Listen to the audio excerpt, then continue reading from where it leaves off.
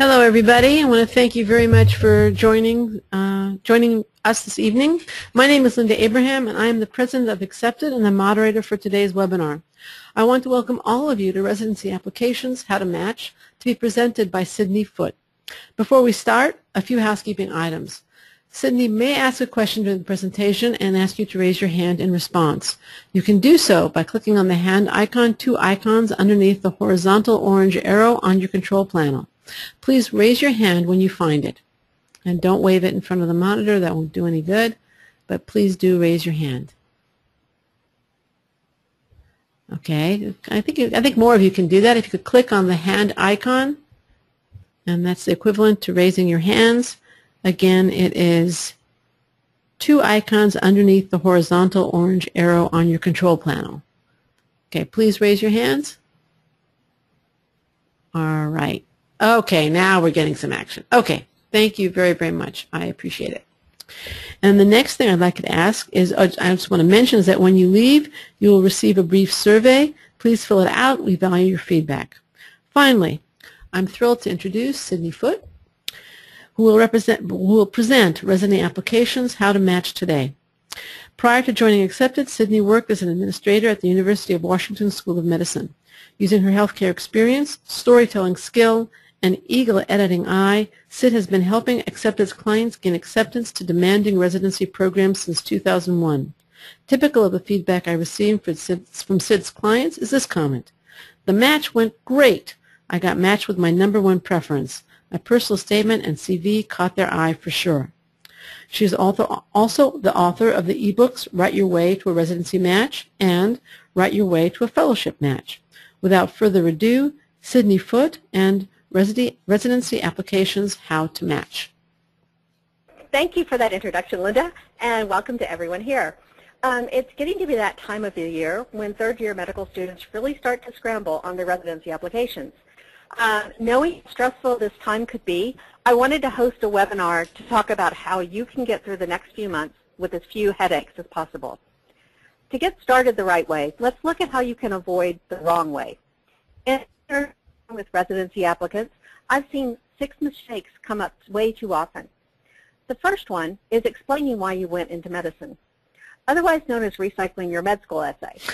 At this point, you're already a doctor, or you will be soon, and you don't need to rehash your entire story for the program director. Doing so makes you sound like you're lacking in confidence, not to mention that you look lazy if it's apparent that you've just recycled your old personal statement. Closely related to this is giving generic or superficial reasons for choosing the specialty. More than once, I've seen variations of playing operation as a child. I've always wanted to be a surgeon. You want to look for very specific reasons for why you're interested in this specialty. What you might have imagined when you were younger has a little bearing on the actual qualities and the skills that you've developed in your adult years, and especially during your medical school experience. So keep your focus on the reasons you've chosen your specialty. These might have emerged before medical school, but experiences during definitely carry more weight. The third reason is the third problem that a lot of people, the third mistake that a lot of people make is making the reader guess why you chose this specialty. Don't cleverly hide your interest in a particular residency. Residency directors want to know from the start why you chose this field and why you'll be good at it. This is not to say that your opening line should be, "I want to be a radiologist because," and give your reasons, but you should try to get the point across in the first paragraph, with a little creativity and finesse, of course. But don't go overboard, because just as dangerous is using gimmicks to get attention. Writing your personal statement as a newspaper article, an interview, or any other so-called creative format is a sure way to turn off a good portion of your audience. Residency committees want to see that you can communicate well in a professional setting. And needless to say, this means you shouldn't have any grammar or spelling mistakes. A fifth mistake is writing about everything. I call this the shotgun approach, and I can see the temptation of it. You've gotten good grades, you've held leadership roles, you've volunteered at clinics, you've worked in labs, but trying to cram that all into one single essay can leave the reader overwhelmed and with no clear picture of you. And the last mistake that I see far too often is writing what they want to hear. So often I'll hear applicants say, I thought the program director would want to hear sometimes it's research, sometimes it's a leadership role in a student organization, sometimes it's a medical mission. It doesn't matter what it is, all might be very impressive accomplishments. And yes, any one of these might find its way into a residency essay, but it's not what the program director wants to hear about. They want to hear about you. I cannot stress this point strongly enough. You are the topic of this essay, not your research, not your volunteer work, not your leadership experiences, but you. This is why you're writing a personal statement, not a research statement or a description of your volunteer work or a leadership profile. This might seem like a subtle shift in thinking, but keep it in mind and we'll come back to it a little bit later. At this point, I'd like to give you all a quick assignment.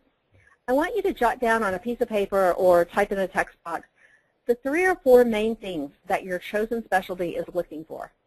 This should be pretty easy. You should know these like the back of your hand. And if you don't, you probably need to know that too. I'll wait just a minute for you to finish. And just a reminder that if you've got any questions, please send them to Linda, and I will try to address them at the end. The best way to send them to me is to actually just enter them into the question window, the question pane in your control panel, and we'll be taking them later on. So at the moment, though, jot down the points that Sid requested. This is for you. We want you to feel like you've taken away something very literally, started your essay in this webinar. So if you jot down the points that Cydney just mentioned about, what's your specialty looking for, that will be a great way to start and something definitely to take away from this webinar. So while you're doing that, and again, if you have any questions, feel free to post them in the question window. Okay. I'll give you just a minute. Some examples of this might be if you are interested in a surgical residency, it could be manual dexterity. If you are interested in radiology, it may be just a very keen sense of observation. You'll know what your specialty is looking for. I'll give you just a few more seconds on that. Okay. Any questions on the mistakes that Cydney raised? She's obviously going to also tell you how to do it right, but if you have any questions specifically on the mistakes and the warnings that she's issued, again, you can feel free to put them in the question window.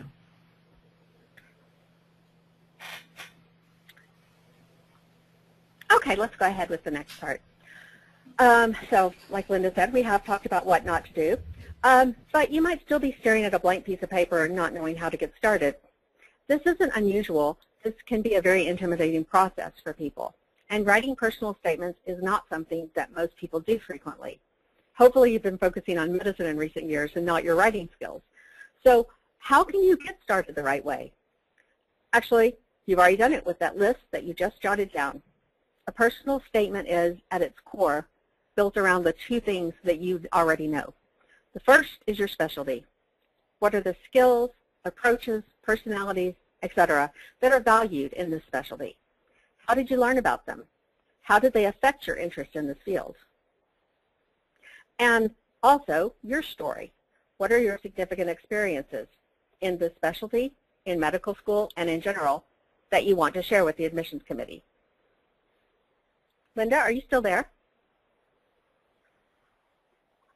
Here. Why? I'm here. Okay. Okay. Sorry, I thought I had dropped off again. No, you're there. It's good. Okay. What are the significant experiences in your specialty, in medical school, and in general that you personally want to share with the admissions committee? Did they equip you with the skills that match what's required for success in this specialty? So here I'd like to give you a couple of stories from actual clients to illustrate how to best match up your stories with the demands of the specialty. For our purposes today, we'll use an applicant for a family medicine program.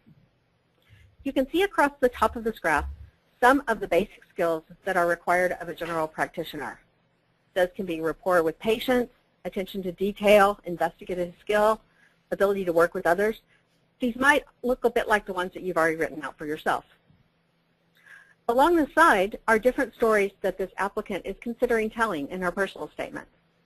The first is about treating a urology patient who everyone thought had stent failure, but she noted a past history of cervical cancer and wondered if there could be another explanation. A quick literature search uncovered a paper showing urethral stricture following cervical cancer radiation therapy. She presented this to the attendee and convinced him to obtain a CT scan, which proved her case. This illustrates a keen eye for detail that the applicant can point out to her advantage. It's also a really good demonstration of teamwork, especially if the applicant elaborates on presenting her case to the attendee. A second story involves the applicant's teaching a panicked father-to-be had a whole lower back and contractions. The applicant described how she kept the man calm and reassured him, which is a good example of the kind of communication skills this applicant possesses. A third story illustrates the applicant's enthusiasm for teaching. She writes about the day after rounds when she noticed a group of first-year students congregating, and she called them over and showed them how to hear a fourth heartbeat in a heart patient. Their enthusiasm reminded her of how she'd felt years earlier and tied in nicely with a description of how she came to family medicine. Other examples, such as treating a Chinese girl at an advanced stage of leukemia and being able to discuss her code status in her native language, or noting a patient's extremely long fingers and extraordinary height as a signal of Marfan syndrome, or being elected by her peers to represent them when the medical school revised its curriculum, all illustrate other qualities of the applicant. I find that putting it into this kind of a grid is very helpful because it really helps you categorize the benefits of the various experiences you've had. And it's a good way to see if you're connecting your skills with those that the program directors are looking for. It can also help you pick out the strongest examples and balance them in a personal statement. A story or a case might be extremely interesting from a clinical perspective, but say little about you, whereas a less vibrant story might really let you shine. Needless to say, you won't use all of these. You'll run the risk of the shotgun approach if you do, but organizing like this can help you determine which ones are the strongest. Now, how do you decide what's most important? Let's go back to that idea of focusing on yourself. As you select your stories, try to find the personal angle. I hear so many med students tell me, but I haven't been able to actually do anything yet. And what I always tell them is that what makes a difference is not always what they've done, but also what they saw and what they interpreted and how they took action on it in their lives. For instance, two people can witness the same car accident, but have entirely different interpretations of what happened and be affected differently in the aftermath. It's the level of reflection and personal interpretation that will make a difference for these people as witnesses and for applicants who want to stand out. Explicit personal examples are always more powerful and interesting than generalities. If you're writing about your volunteer work with the homeless, don't write about nameless, faceless homeless people. Write about Joe, the elderly man with the engaging smile who taught you something meaningful about your work. If you're writing about a mentor, don't just say that he had a good rapport with patients. Share how he sat down with a young couple to deliver bad news and tell them how that affected you. If you're writing about a procedure you saw, don't just say that you had the opportunity to attend. Tell us what you observed and tell us why it made an impression on you. So, creating that inventory of your experiences is the first step of crafting a strong personal statement. Brainstorming this way will give you fodder for your essay, and 9 times out of 10, you'll start to see patterns develop that will help you connect these different aspects together. But for this to work, you really have to give yourself enough time. Rushing it never works. In our book, Write Your Way to a Residency Match, Linda and I recommend starting work on your personal statement in July so that you can revise throughout August and be ready to submit by September 15th. But I suspect a lot of you are here today because you haven't done that. Don't delay. You can throw something together in a week if you absolutely have to, but chances are it won't be your best work. Do yourself a favor. You've already got that list of the qualities that are important in your specialty. Now you just need to fill in your stories. Give yourself a deadline. Each day, try to come up with one story that illustrates one of these qualities.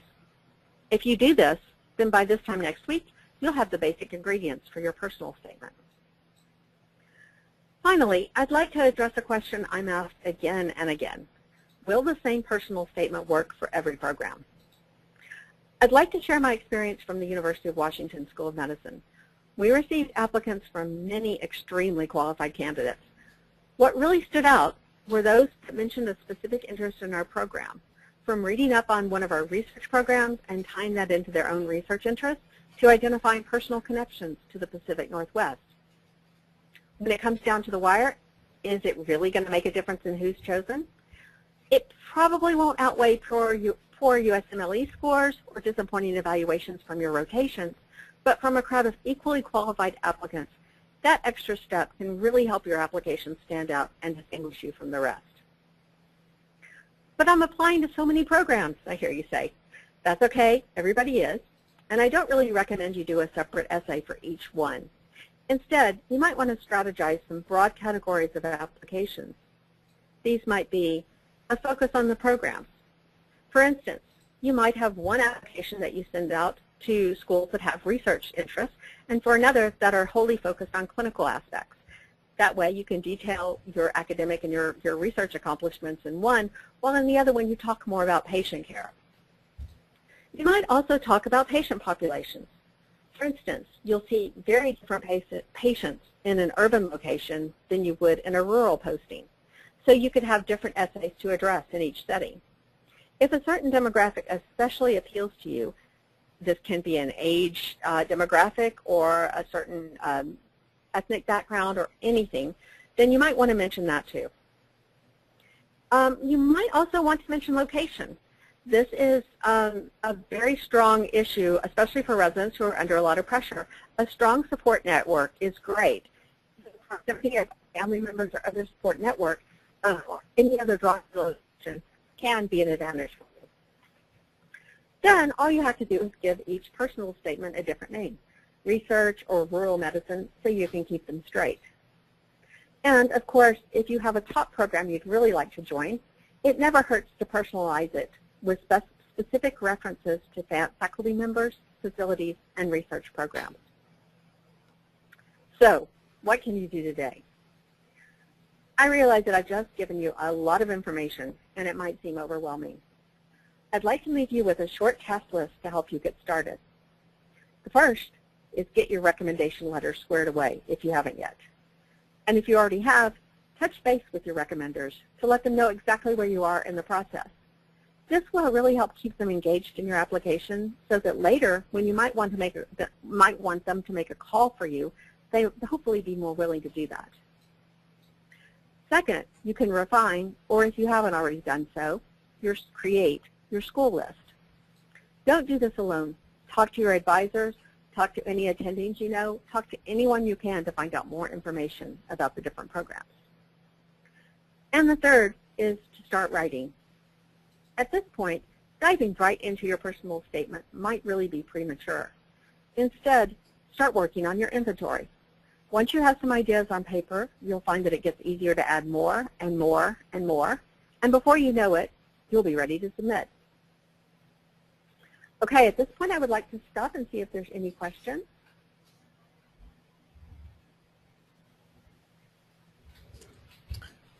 Thank you very much, Sid. It's been great. You provided a lot of wonderful information. Let's give attendees a second to kind of collect their thoughts and see if they have any questions based on what you said. And while they're doing that, I have a question for you.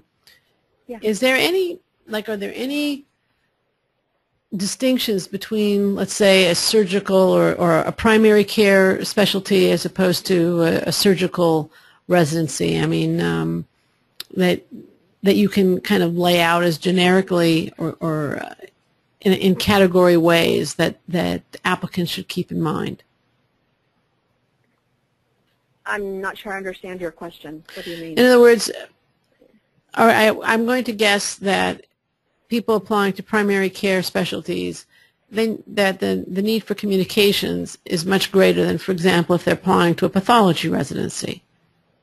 Right. Right? And teamwork is probably more important in maybe surgery or something like that. Okay, now Isabel is asking a question here. Are there any specific suggestions for international medical graduates?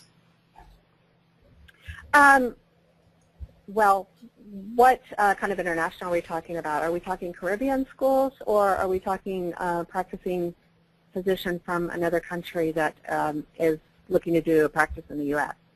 Isabel, you want to respond to that? Those make difference. Right. International, well, for both cases, the best thing that you can do is play to your strengths. With if you're a graduate of a Caribbean program, what I really like to show is the initiative that you took in your own training. If you have sought out any additional resources than what you would normally have in the curriculum, there's anything that can show that you weren't just trying to get an easy ride through medical school. That is very important. Another aspect for Caribbean graduates is the amount of diagnostic expertise that you really have to develop in a place where you don't have all the advanced diagnostic techniques that you would in an American hospital. Mm-hmm. So those are a couple of aspects that you can look at if you're trained in Caribbean programs. If you're an international graduate, the same thing applies. You definitely want to show, especially if you're from a developing nation, your degree of diagnostic skill, your basically there's so many different experiences that IMGs have that are huge benefits to residency programs, because you're coming in right off the bat, you're able to contribute as a fully functioning member of the team. So play to that. Show them your experiences you have. I mean, don't sound cocky by any means, but just definitely try to identify the main experiences that fit with your specialty and show the resourcefulness and the initiative that you've taken. Okay.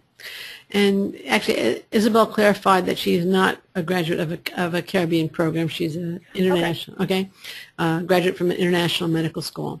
Now, so I guess your question addressed her, your response addressed her question regardless of whether it was Caribbean school or non-Caribbean school. We have another question from Dave, who asks, how much experience from your CV should you tie into your personal statement? I see the CV the personal statement as a way to kind of tell the story behind your CV. So your CV will just have the very basic, bare bones descriptions of what you've done. The personal statement will include a lot of those experiences. I mean, that's what you've done, so that's necessarily part of your essay. But you want to take that farther. You want to show your motivations behind it. You want to show the extra steps that you took. You want to show initiative and leadership and all the things that it's very hard to distill into just a simple CV. Okay. Janani asks, is there anything that a previously unmatched applicant can mention in their personal statement addressing the previous match? It's a tough one. Yeah, that's a very tough one, and you're in a very difficult position. What you can do is take a really close look at your application materials from the year before and make sure that there's nothing outstanding that's any way can be conceived as a flaw. If there is something, if there's some gap in your training or anything like that, then get that in the year between matches. Hopefully you were able to secure a position in a research lab or in some other medically related role, and that should be a big part of your application, telling them how your application is stronger from the year before. It depends on where you applied the year before. If you didn't apply widely, then spread your net a little wider. I know some people are very select about where they want to go to residency programs, and if you didn't match one time, then the second time I definitely recommend that you do go wider and just put your application out to more places. Right. Okay, Isabel asks, should step examination failures or study gaps be explained? If not, where should they be addressed, or how should they be addressed? I tend not to include them in a personal statement unless it fits the story. So if it is something that is integral to, say you're interested in internal medicine because of infectious diseases, or just let's use that as an example.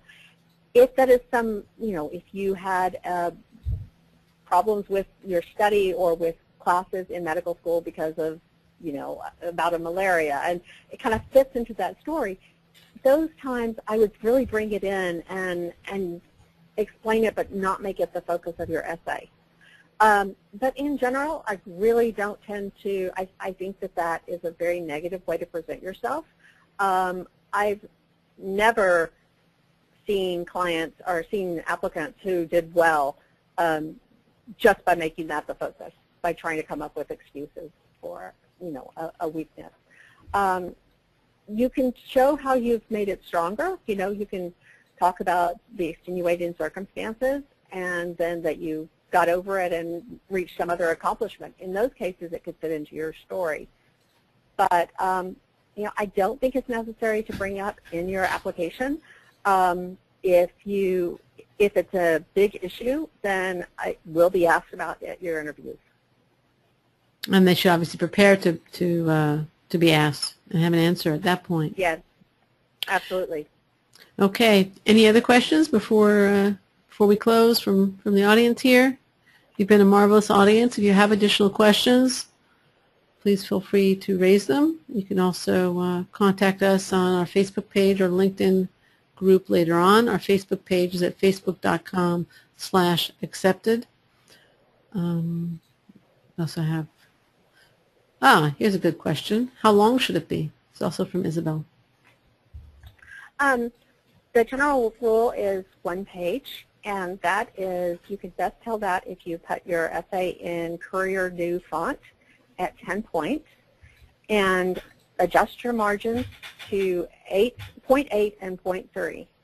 And if you can get it on 1 page with those limitations, then you're golden. Okay. Any other questions? Again, if you think of something after we finish here today, then please feel free to post it on facebook.com/accepted or on our blog, which is at blog.accepted.com, or in our LinkedIn group. And frankly, I don't have that URL memorized. Okay. Can I just add one thing? Sure. I just want to add that there are a lot of free or low-cost resources that can help you with your application on the accepted.com website. We'll be sending out. Feel free to use those. Yeah, we'll be sending out an email with links to those low-cost and free resources as well as to our services. And by all means, do feel free to use them. We have a special report on writing a personal statement for the residency. We have a page with various resources for the residency. And as I mentioned earlier, there are Cyd's ebooks, which are inexpensive and easily downloaded, as well as, of course, you can actually work with Cyd on your personal statement for your residency program. So thank you again very, very much for coming. Cyd, thank you very much for presenting. It's been a very packed webinar, a lot of information given here, and very concrete steps that I think our audience can benefit from. So thanks to you, Cyd. Thanks to the audience, and have a very good evening. Thank you. Take care.